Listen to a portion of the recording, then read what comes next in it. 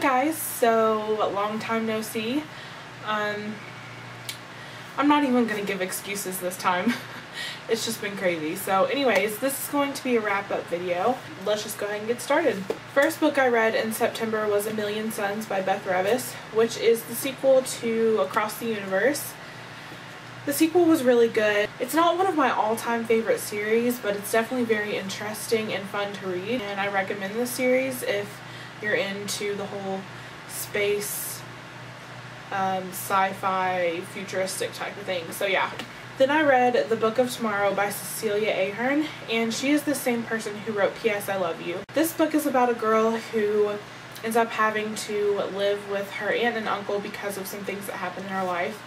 And while she's there, she discovers this book that is actually a diary in her handwriting, and the diary entries are for the next day. It's kind of weird, actually. It's not at all what I was expecting when I picked it up, but it's still a really good read, and I would definitely recommend it. I think I gave it either 3.5 or 4 stars on Goodreads. Then I read The Last Echo by Kimberly Durning, and this was such a good book. I'm just in love with the Body Finder series. Obviously, I can't really give a synopsis because it's the 3rd book in a series, but what the series is about is a girl named Violet who has this special ability to where she can sort of sense the dead, because the dead carry these things called echoes, which can either be like something that she hears or even taste.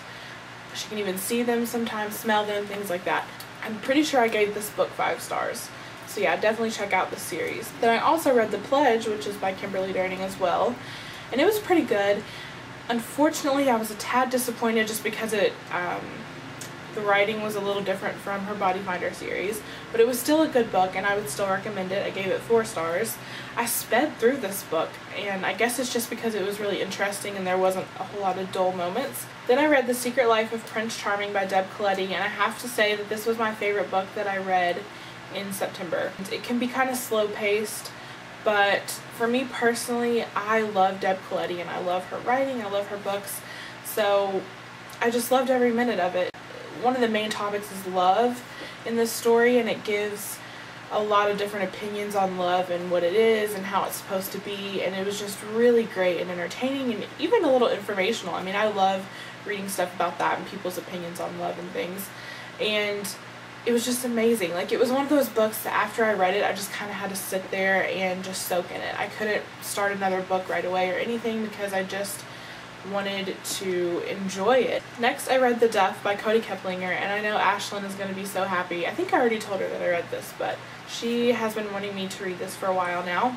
So I finally read it, and it was very good. I liked it a lot. This girl named Bianca who pretty much despises this guy, but ends up having these one-night stands that end up turning into like a very consistent thing, and they actually end up falling for each other. So, you know, it can be kind of shallow, I guess. I don't know. This isn't a book with a lot of depth, I guess is what I'm trying to say, and I'm not trying to bash Cody Keplinger's story at all, but it's just not one of those stories that's going to make you think, or, you know, kind of like this one was. It's not going to be like that. It's just a fun read, and it's comical and things like that. So if you're looking for something like that, this is the book to go with. The last book I read in September was my second favorite. It was just a very, very good book, and it was Girl in Translation by Jean Kwok. This book was great. This is the only adult book that I read this month, but I've been trying to read more adult books just because I need to sort of broaden my horizons. This is about a girl who moves to America from, I can't remember if it's Vietnam. That's my phone, hold on. Anyways, I was talking about the Girl in Translation, and it's about a girl who either comes from Vietnam or Japan or China or something like that. I should know, but it's been a week or 2 since I read it. And it's about her adapting to America and learning our culture. I just think this is one of those books that everybody needs to read at some point in their life. Again, it's one of those books that can be kind of slow-paced, but it's totally worth reading, and I highly suggest it. I'm not sure if some schools have this as assigned reading for kids, but I really think it should be, just because it helps people understand when immigrants come over from other countries and things like that. It helps them understand how hard it is for those people to adapt to our culture and things like that. So it was a great read.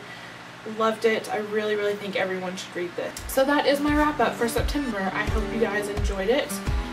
Let me know what you read in the month of September, and yeah, I'll see you guys in the next video. Bye.